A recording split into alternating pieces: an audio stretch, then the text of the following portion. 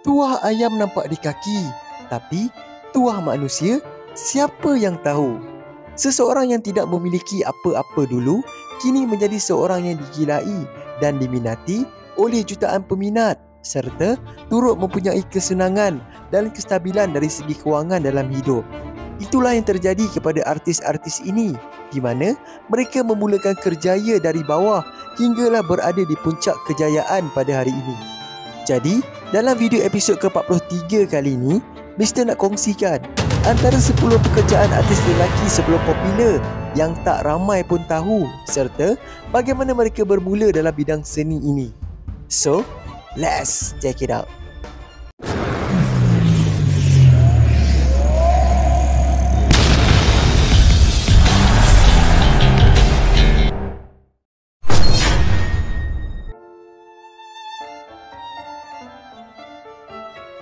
Pelakon Syafiq Kyle mendedahkan bahawa dirinya pernah bekerja di sebuah kedai aiskrim selepas menamatkan sijil pelajaran Malaysia SPM dulu.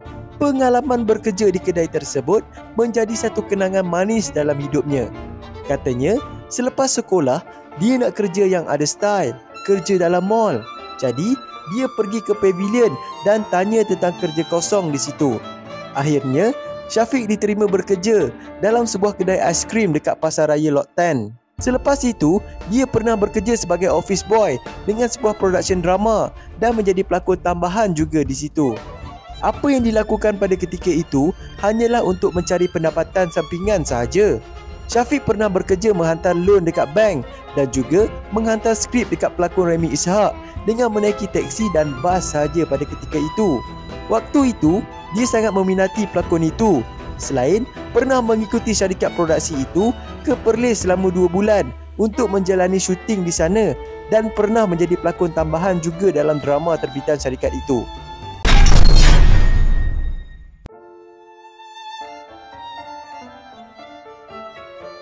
Mungkin ramai yang tak tahu, Fatah Amin pernah bekerja di belakang tabir dengan sebuah produksi sebelum bergelar seorang pelakon popular. Fatah memberitahu yang dia pernah bekerja dengan syarikat Scope Production sebagai tukang angkat barang-barang syuting, termasuklah juga mengangkat pasir. Kiranya, semua kerja-kerja mengangkat itu, dialah yang buat. Disebabkan pengalamannya itu, dia rapat dengan pengarah Syafiq Yusof dan memberitahu tujuannya bekerja di Scope Production itu adalah untuk menjadi seorang pelakon. Syafiq bagaimanapun menyokong impian pelakon ini pada ketika itu dan turut memberikan kata-kata semangat padanya.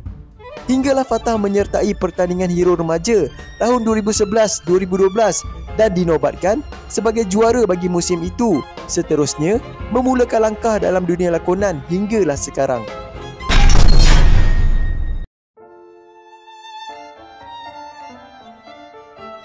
Pelakon yang sering terkenal dengan kebanyakan watak-watak antagonis ini pernah bekerja sebagai bellman di sebuah hotel dulu sebelum menjadi seorang pelakon.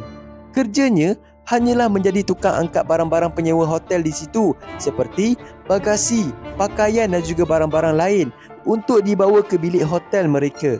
Syazwan berkongsi pekerjaannya pada waktu itu sangat lumayan kerana tips yang diperoleh daripada pelanggan hotel sahaja boleh cover kos hidupnya selama sebulan dan hanya mengambil gaji asasnya setahun sekali sahaja.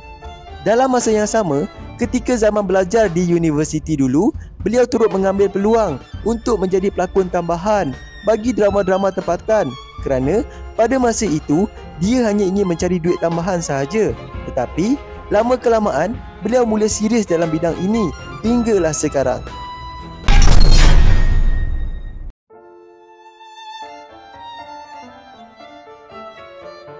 Sebelum memulakan kerjaya berlakon, Syukri Yahya pernah memiliki 2 pengalaman bekerja, iaitu sebagai juru audit dan kerani bank di sebuah bank terkemuka. Tahun 2009, Syukri berkhidmat sebagai kerani di bahagian sumber manusia Bank Muamalat di Jalan Melaka, Kuala Lumpur. Tugasnya ketika itu adalah mengendalikan program dalaman institusi itu selain membantu team building. Sebelum itu, Syukri juga adalah seorang juru audit di syarikat kedai serbaneka di Kuala Lumpur. Dia bersama rakan sekerjanya sering dibawa menaiki bas untuk menjalankan audit di premis cawangan sekitar Kuala Lumpur. beliau memulakan kerjaya lakonannya pada tahun 2011 setelah bakatnya dicongkil oleh pengarah Osman Ali menerusi filem Jiwa Taiko, dan kemudiannya menyertai siri drama popular Juvana, siaran TV3 dan mulai popular dengan pelbagai watak dalam drama-drama tempatan.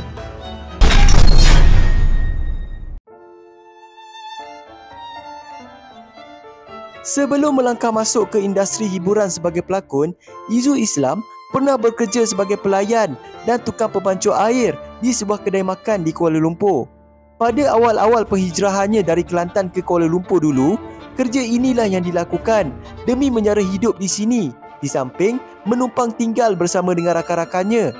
Hinggalah beliau mencuba nasib menghadiri uji bakat untuk sebuah drama, dan peluang itu menyebelahi dirinya apabila terpilih sebagai pelakon dalam drama itu dan terus mencipta nama hinggalah ke hari ini.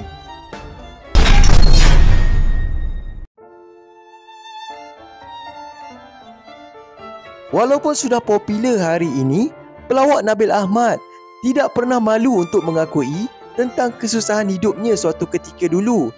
Nabil berkata, sebelum bergelar artis tahun 2008, dia melakukan pelbagai pekerjaan demi kelangsungan hidup, termasuklah membantu ibu bapanya di Negeri Sembilan. Antara kerja-kerja lain yang dilakukan oleh Nabil ialah beliau pernah bekerja sebagai penghantar surat dan barangan di Seremban. Selain menjual nasi lemak di Mambau, bekerja kilang di Rasah dan bengkel di Kayu Ara. Sepanjang 5 tahun bekerja sebagai penghantar surat, pendapatan bulanannya hanyalah RM600 sahaja. Nabil turut memberitahu kesukaran hidupnya memaksanya untuk mendapatkan kehidupan yang lebih baik, hinggalah beliau menjuarai pertandingan Raja Lawak yang merubah kehidupannya ke arah yang lebih baik.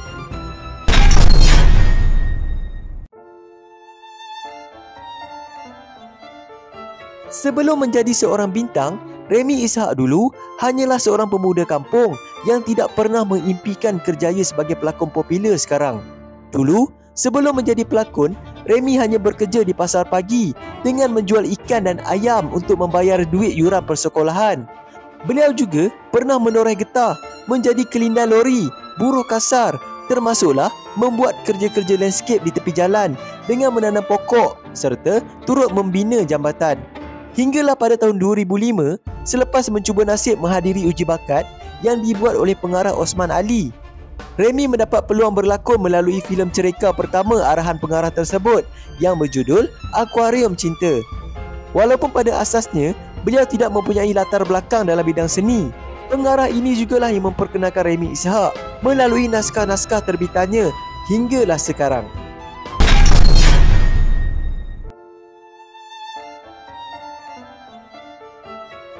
Sebelum bergelar seorang pelakon, Datuk Adi Putra mempunyai beberapa pekerjaan yang pernah dilakukan olehnya.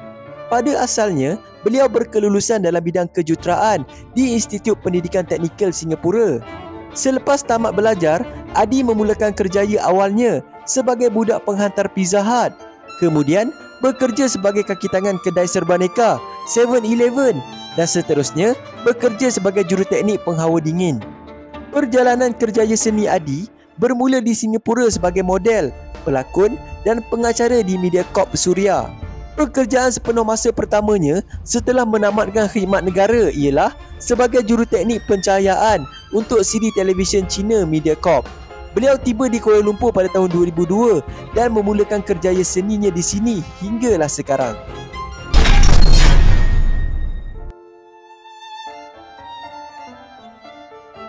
Aktor popular Datuk Aaron Aziz ini dikatakan sering bertukar kerja sebelum mencuba nasib sebagai pelakon di Malaysia. Malah, Aaron juga dikatakan pernah bekerja sebagai jurujual kereta sebelum berkecimpung dalam bidang seni. Aktor kelahiran Singapura itu turut mengakui yang kesenangan yang dimilikinya ketika ini berkat dari pengorbanan serta sokongan daripada keluarganya.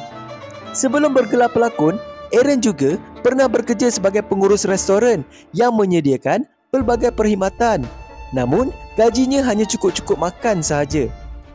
Ketika berhijrah mencari rezeki di Malaysia, isterinya Diana Halik dan anak sulungnya, Danish Anaki, terpaksa ditinggalkan di Singapura. Orang tak tahu, ada masanya dia menumpang tidur di rumah kawan. Ada ketika dia tidur dalam kereta. Aaron juga selalu menumpang mandi di stesen minyak dan hanya bersiap dalam kereta. Duit belanja yang ditinggalkan untuk isteri dan anaknya juga tidak seberapa. Isteri kena berjimat cermat ketika itu. Lagipun, bayaran yang diterima juga dalam ringgit Malaysia. Apabila ditukar kepada mata wang Singapura, jadi sedikit katanya.